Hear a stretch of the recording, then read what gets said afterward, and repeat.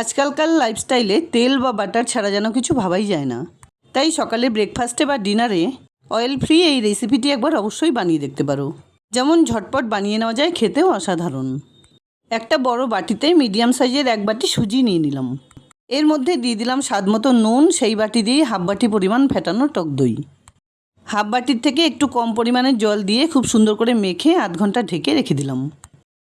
অন্যদিকে gas on করে একটা প্যানে দিয়ে দিলাম 1 টেবিল চামচ সাদা জিরে, 1 চামচ ধনে আর 2টো শুকনো লঙ্কা দিয়ে হালকা একটু ড্রাই রোস্ট করে নামিয়ে গুঁড়ো করে নিতে হবে। এই রেসিপিটি কিন্তু আমি একদম নিরামিষভাবে বানাচ্ছি, তাই অবশ্যই নিরামিষাশীরাও খেতে পারে। পরিমাণ মতো তেল গরম করে কিছুটা পরিমাণ হিং দিয়ে দিলাম। এর মধ্যে দিয়ে দিলাম 1 টেবিল চামচ আদা বাটা, একটা টমেটো কুচি, 3-4টে লঙ্কা কুচি। ইচ্ছে হলে এর মধ্যে কারি পাতাও মিশিয়ে দিতে পারো। কিছুক্ষণ নাড়াচাড়া করে মিডিয়াম সাইজের 3টে সেদ্ধ আলু দিয়ে দিলাম। এর মধ্যে পরিমাণ মতো নুন দিয়ে কিছুক্ষণ এভাবে নাড়াচাড়া করে নিতে হবে। তারপর আলুগুলোকে খুব ভালোভাবে থেতলে নিলাম।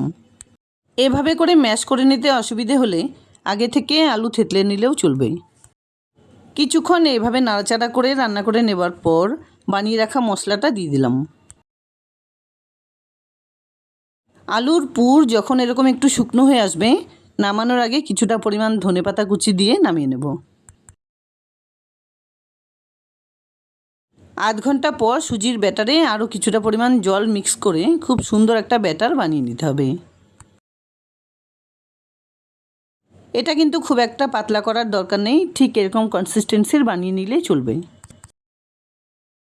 এরকম ছোট সাইজের স্টিলের বাটি কিন্তু আমাদের প্রত্যেকের ঘরেই থাকে। এখানে আমি 5টা ছোট সাইজের বাটি নিয়েছি। বাটিগুলো একটু খাড়া হলে বেশি ভালো হবে। এর মধ্যে একটু করে তেল খুব ভালোভাবে লাগিয়ে নিতে হবে। তার ভেতরে হাফ বাটি পরিমাণে ব্যাটার খুব সুন্দর করে সেট করে নিতে হবে। তারপর আগে থেকে বানিয়ে রাখা আলুর পুর এর ভেতরে ঠিক মাঝখানে বসিয়ে দিতে হবে। আবারও সুজির ব্যাটার দিয়ে এটাকে এমনভাবে ভরে দিতে হবে যাতে বাটিটার 1 ভাগ ফাঁকা থাকে। একটা এয়ারটাইট ঢাকনাযুক্ত কড়াইতে একটা আয়রন স্ট্যান্ড বসিয়ে তার ভেতরে 1 থেকে 1.5 গ্লাস পরিমাণ জল দিয়ে দিলাম। এবার প্রত্যেকটা বাটি দেখো ঠিক এভাবে সেট করে দিতে হবে যাতে বাটিগুলো খাড়া অবস্থায় থাকে। একটা এয়ারটাইট ঢাকনা দিয়ে ঢেকে তার ছোট ছিদ্রটাও আটা দিয়ে বন্ধ করে দিতে হবে। গ্যাসের ফ্লেমটাকে হাইতে রেখে 5-6 মিনিট স্টিমে এভাবে এটাকে বেক করে নেবার পর একবার চেক করে নিলাম।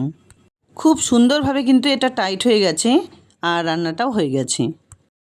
গ্যাস অফ করে কিছুক্ষণ স্ট্যান্ডিং টাইমে রেখে এগুলোকে নামিয়ে নেব। দেখো কি সুন্দরভাবে প্রত্যেকটা স্টাফ ভাপা পিঠে বা সুজি দিয়ে তৈরি হেলদি ব্রেকফাস্ট যাই বলো না কেন বেক হয়েছে। রেসিপিটি যেমনই হোক, অয়েল ফ্রি বা তেল ছাড়া খাবার যারা পছন্দ করে তাদের জন্য একদম পারফেক্ট। আর অসুস্থ পেশেন্টদের জন্য খুবই ভালো হবে এই রেসিপিটি। যাই হোক, ভালো লাগলে লাইক, শেয়ার, কমেন্টস করতে ভুলবে না প্লিজ। আর এরকম নিত্য নতুন রেসিপি পাওয়ার জন্য প্লিজ চ্যানেলটাকে সাবস্ক্রাইব করে পাশে থাকা বেল আইকনটা অলে করে দিও। দেখা হচ্ছে নতুন কোনো রেসিপি নিয়ে। ভালো থেকো, ধন্যবাদ।